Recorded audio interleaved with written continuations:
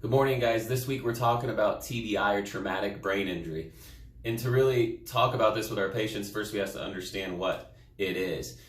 A lot of us know that a traumatic brain injury, that have heard of it before at least, is something like a stroke or a really bad car accident that leaves the victim unable to fully function independently. But what we may not know is that something as common and unfortunately prevalent as a concussion can qualify as a traumatic brain injury. So to understand how chiropractic helps with this, we go back a couple of weeks when Dr. Bryan talks about neuroplasticity in great detail, right? Anytime we have any environmental stressor, any environmental adaptation, our brain is constantly growing and changing due to those environmental changes. So if we have something like a traumatic brain injury that changes our brain in the negative direction and makes a negative impact, neuroplasticity, by its very definition, explains to us that we can have an equal positive impact following that negative impact, right? Like Dr. Bryan said, if you use it and it's useful,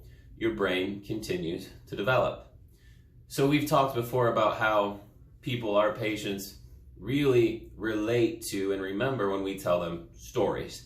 A lot of people like to use studies to back those stories up and give them information, but people remember when we tell them stories. So today I want to start with a really common story, especially in the fall, which is concussion, and explain to our patients how getting adjusted and getting the brain stimulated can go back to 100%.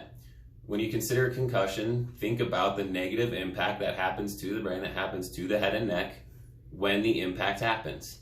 And remember that by definition of neuroplasticity, that we are able to help the brain continually adapt by feeding it positive messages to restore function.